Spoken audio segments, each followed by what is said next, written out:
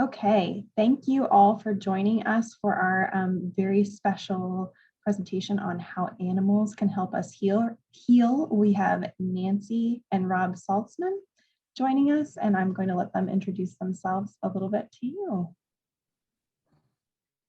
Great. Thank you, Whitney. I'm excited to be here because one of the things I like talking about is animals and the impact they've had on my life.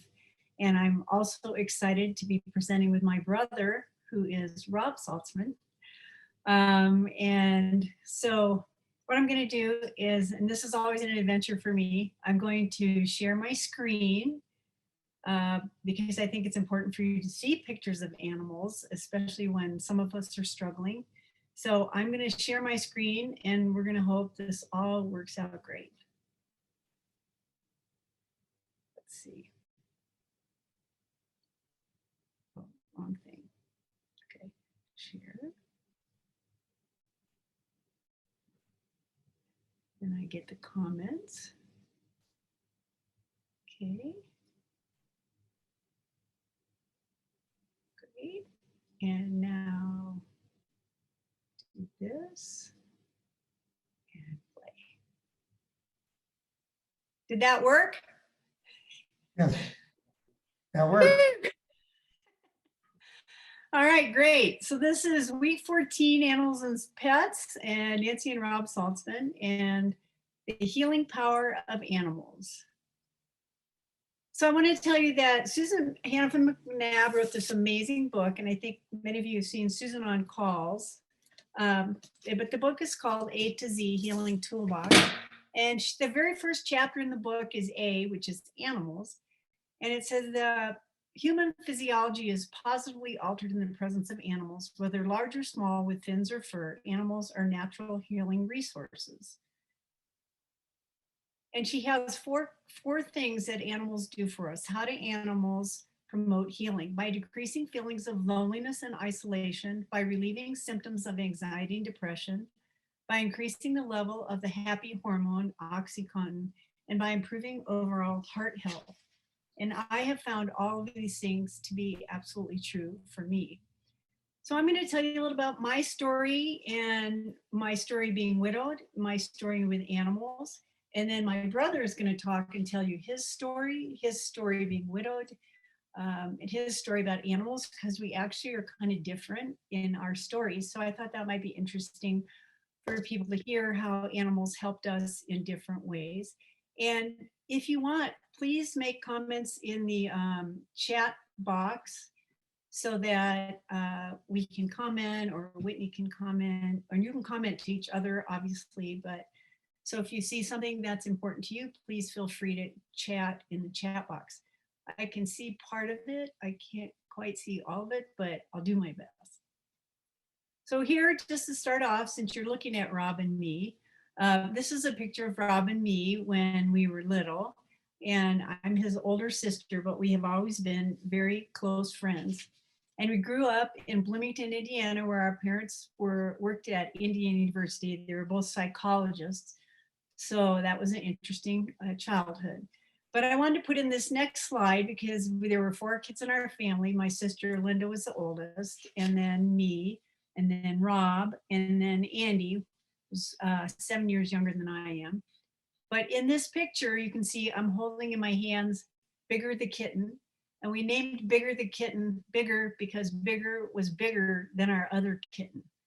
So I think that's pretty clever, but because a lot of our animals we named Pepper and Peppy because our last name was Saltzman, and we always thought that was pretty cute. So, even when we were young, I was already attracted to having animals in our house. And after we had this kitten, we got a dog that we named Sabaka. That's because my dad was teaching Russian, and Sabaka means dog in Russian. And then I also got a parakeet, and we named the parakeet Seymour after our uncle. So then our uncle got a parakeet and he named it after my dad, Irving. I also owned rats and gerbils.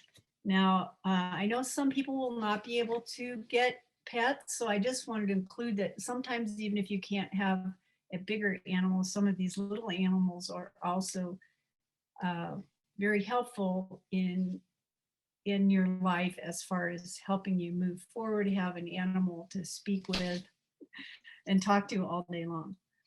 So when I graduated, I graduated from high school and I moved to Colorado to go to Colorado College in Colorado Springs.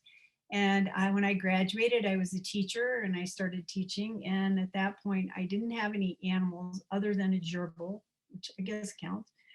But then in 1970, I graduated from college in 1974. And in 1979, I met my husband, Joel Herzog. And here's a picture of us the summer that I met him.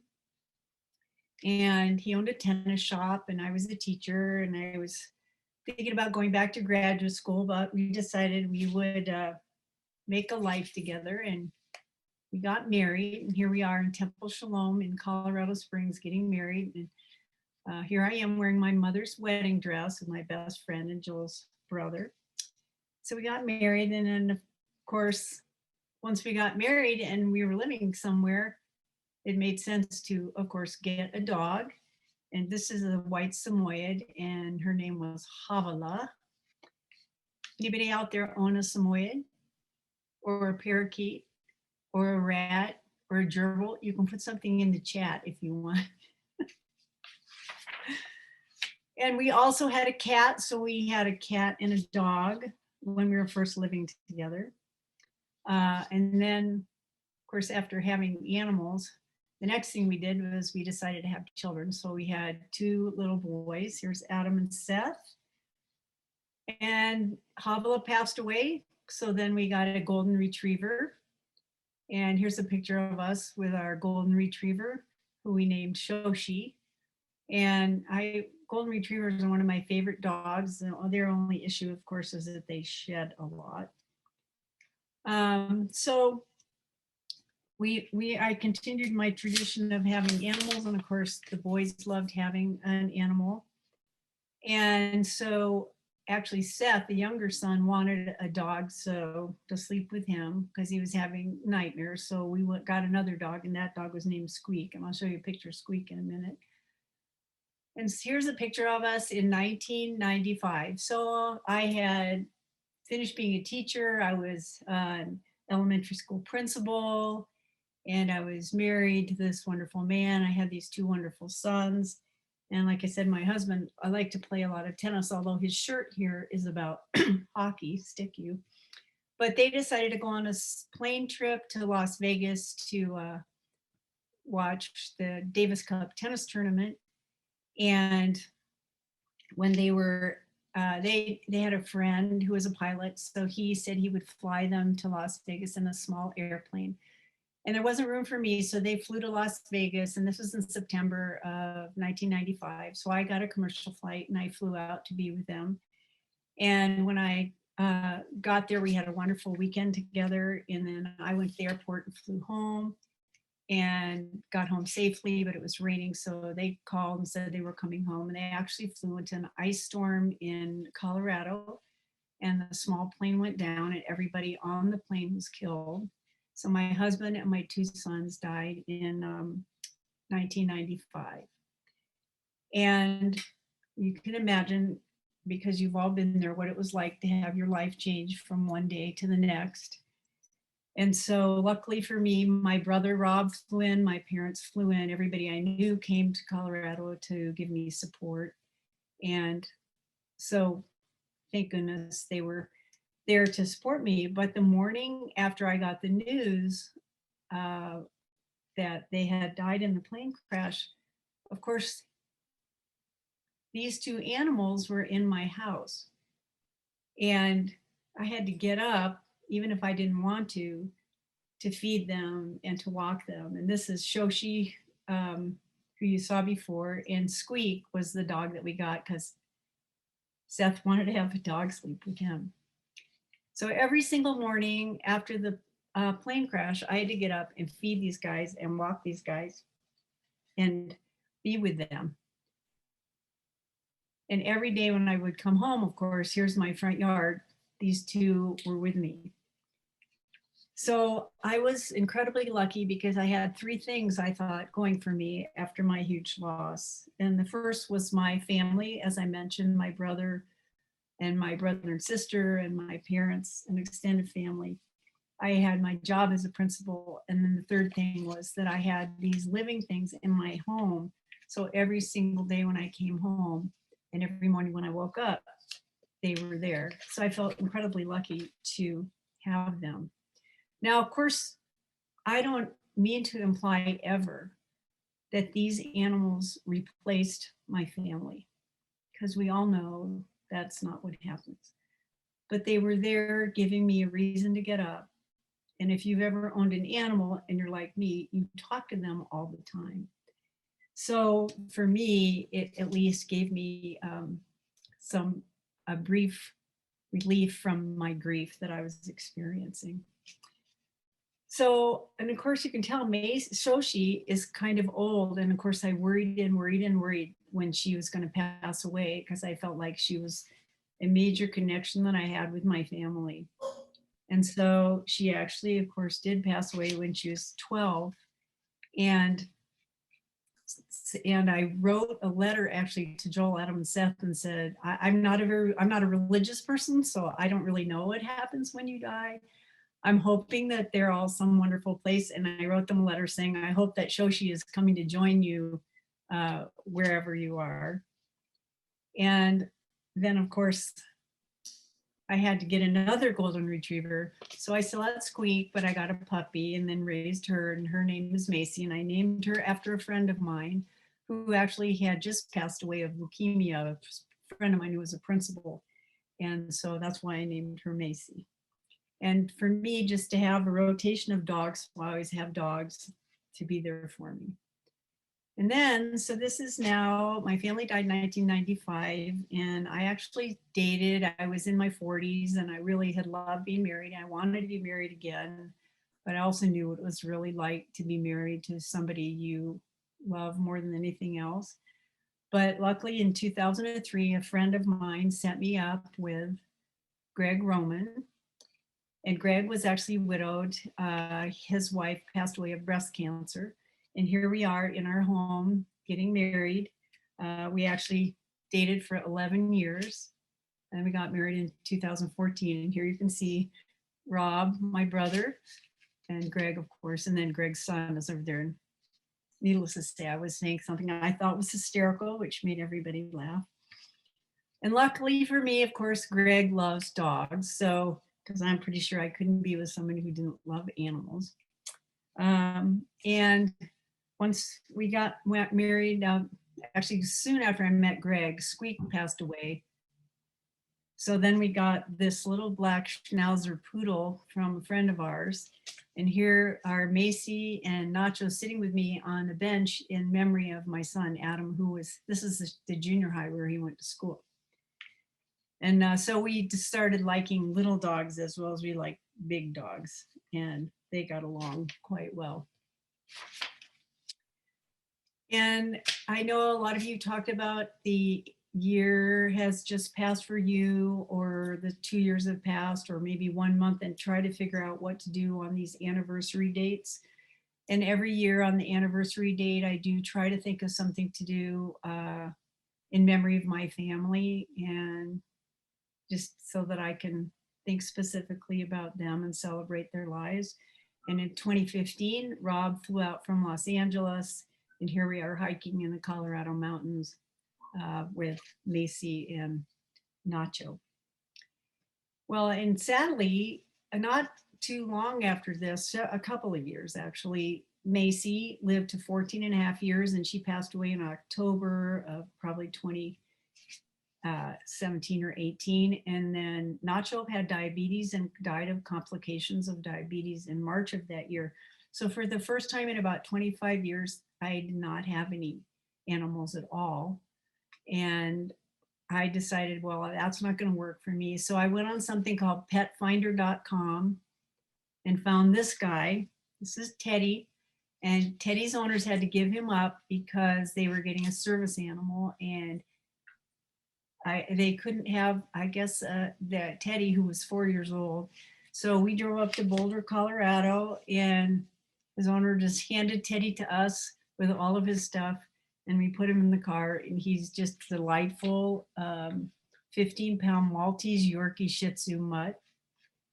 And after we had him for a few months, I thought, well, I better get back on petfinder.com because I need to have 2 dogs because I can't have no dogs again. And so we went on the Big Bones Canine Rescue, and we found this guy, Finn, who is a poodle Yorkie. And he's just a character. And of course, the 2 of them get along really well and like each other.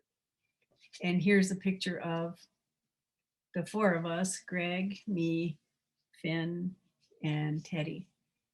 And I hope that I've given you the impression that having animals helped me heal.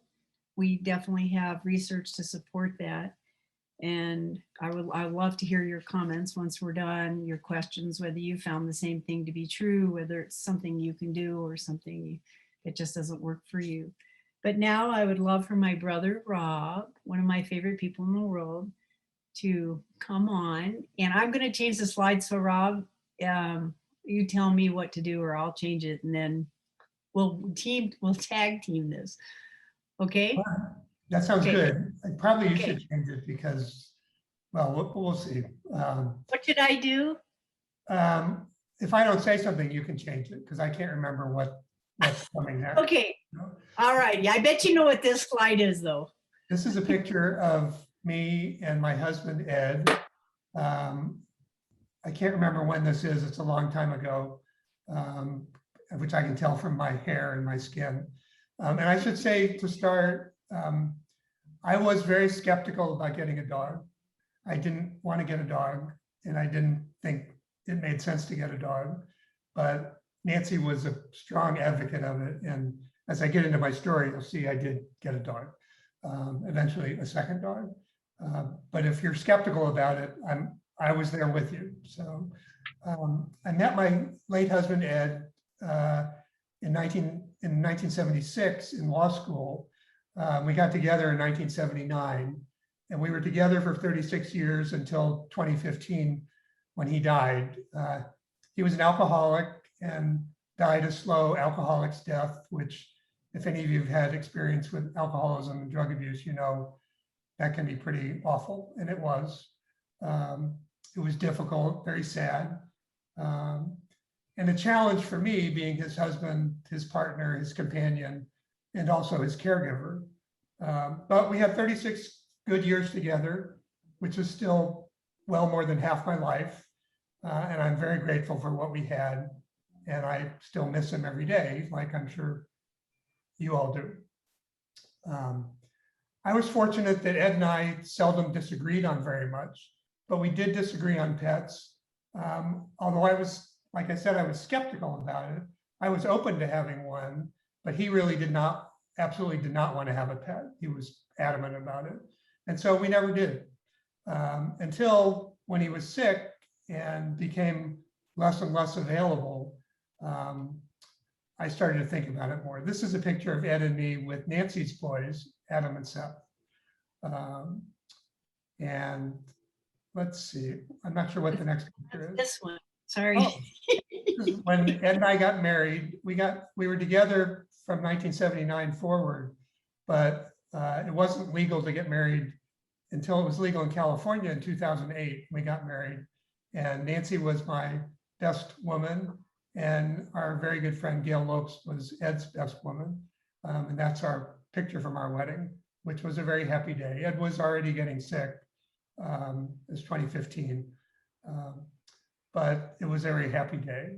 And as Ed got sick, he withdrew, became less available, was less himself.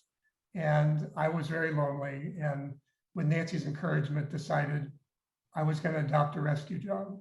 And so I looked, I don't remember now if it was Pet Finder or Adopt a Pet, the 2 websites that aggregate for you, make it very easy to find pets. You put in what you're looking for and your location, and they start sending you email with all these pets that are available. And this dog, who at the time was called Mila, And I eventually adopted in 2013. And Nancy and I went to the shelter together. Since I didn't really want a dog, I said I wanted a dog that wouldn't bark, and I wanted a dog that was friendly but really quiet, and sort of like a cat. And Nancy laughed and said, "There's no such dog."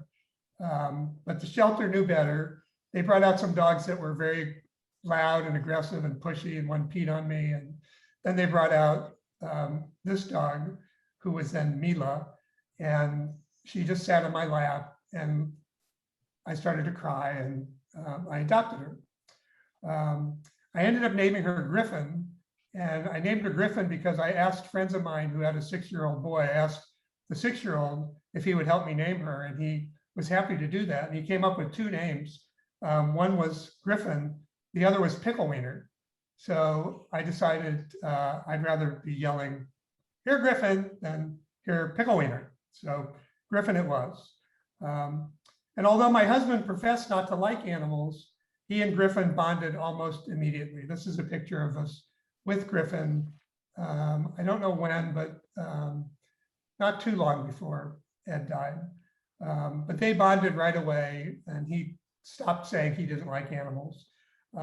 He spent a lot of time napping, and Griffin would nap on top of him. This is a picture of Ed napping in the back of a car with Griffin napping on top of him. And Ed spent a lot of time in bed when he was sick, and Griffin would get on the bed and sleep on the bed. And that's where Griffin was when Ed died. He was in bed and Griffin was on the bed with him. But she helped him smile and laugh, and both of us smile and laugh and do things together. And it was really quite wonderful. After Ed died, it was a real. Oh, I'm sorry, I added that one. What? Well, that's the one I added. Yeah, this is good because this is at Camp Widow in San Diego. And I brought Griffin with me. And here's Griffin sitting in a chair at the table at Camp Widow. Pets are welcome. I'm not sure they're supposed to be sitting at the table, but she was. And it was a great comfort to me having Griffin to talk to, like Nancy said, as a companion. She always made me smile and laugh. And as Nancy said, made me get up in the morning to walk and keep moving. And she was a connection to Ed in my memories of happier times. It was 4 years later, 2019, when Griffin died. And I wasn't ready for another pet at that point, at least not right away. I kind of enjoyed the freedom. I did miss the company, but I didn't do anything about it right away.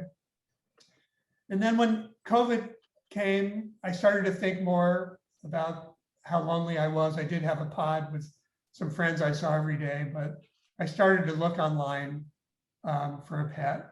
And by the summer of 2020, I found a dog online who seemed really good. He was named Charlie. We don't have any pictures of Charlie. We met, we liked each other. I agreed to foster him for a week as a trial. But within a day or two, I figured out we were not a good match. Those of you who are using the dating websites, if you're there yet, not a good match, you know what that means. And Charlie and I were not a good match. Happily, he had too much energy. He really wanted a yard, which I don't have. And happily, the woman who was fostering him, when I called her, I was afraid she was going to be very upset.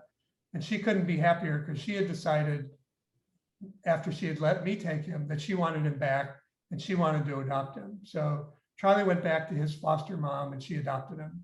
And so one lesson from that for me is, although it feels like a final decision adopting a pet, places that adopt out pets want them to be happy. And if it doesn't work out, they want to take them back. And so there's a relief valve there if you're worried or concerned about it. Last November, I started looking again, and I found a dog, Lucy. This is a picture of Lucy from when I adopted her through Adopt a Pet or Pet Finders, who is at a place called Pups and Pals Rescue. And this is what Lucy liked when I adopted her. I took her on a 30-day trial, but this time it worked. And from the very beginning, I could tell she was going to work out. She's the happiest dog. She just wants to be with people, with other dogs, to eat and to sleep like dogs do.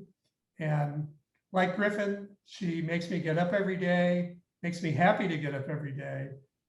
It's great to have someone or something relying on me. And she makes me smile and laugh every day. She just does very funny things. She poses in funny ways and just makes me laugh all the time. So that's my story about being a widower with a pet. I was skeptical, but I'm a convert. And when I think back to being widowed initially, it's now almost 6 years for me, but I think about the disorientation of being alone. I think about part of me missing. And I think about how do I live as a single person? And having a pet helped me through all of that. I'm still a single person. I think I'd rather be in a relationship, but it hasn't happened, and it may not. But in the meantime, not that she's replacing Ed or replacing a person, but she's a great companion. And so if you're thinking about it, I'm another happy pet story.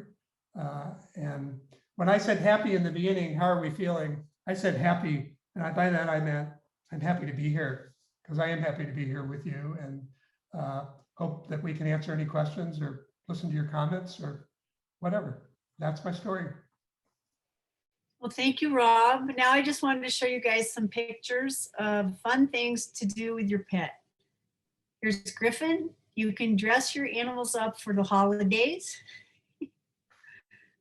You can make friends at the vet, even when the vet is a crab. Your animals are happy to see you when you get home. This was, obviously you can see this is Macy and Nacho waiting for me to come home. You can take them swimming. You can have birthday parties. You can take them for a ride with friends, which I'm sure people think is not a good idea. You're supposed to actually have them somehow secured in your car, but here's a silly cartoon. Here's a dog sleeping in its dog bowl. This is my husband, Greg, and it actually is Greg dancing, but I can't do the videos with the dogs to let the dogs out. You can go to obedience school. You can take them hiking. You can take them to the beach. We just drove out to see Rob in California for the first time in, I don't know, 18 months because of the pandemic. And there's Lucy and Teddy and Finn and my friend from elementary school and Greg. And here's Griffin, here's Lucy and Finn on the bed in Rob's guest bedroom. And here it says they can give you love pats. This is actually Griffin petting Greg. You can carpool with your friends. You can take a nap on the porch with them. Or you can take a nap in a chair. This is Finn being the watchdog at Greg's mom and dad's house. This is a cute little cartoon that says, can you tell me the story about how you rescued me again? And I think Rob talked about rescuing animals. Teddy and Finn we got from a rescue. Squeak we got from the Humane Society. There are lots of different ways to get animals that work for you. I love this one. It says, leave me alone. I'm only speaking to my dog today. Because there certainly have been days in my life where that's how I felt. And this is a card I sent to someone who lost a dog. It's extraordinary how little things become immeasurable. Love, dog is such a very small word for something that takes up so much room in your heart. And then of course, Snoopy, in life, it's not where you go, it's who you travel with. So I'm going to take us off of screen sharing.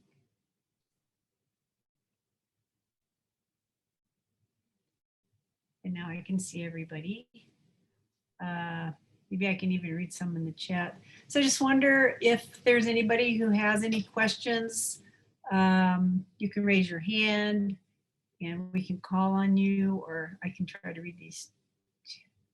Thanks so much, Nancy and Rob, for sharing about your story of loss and all of your loved puppies.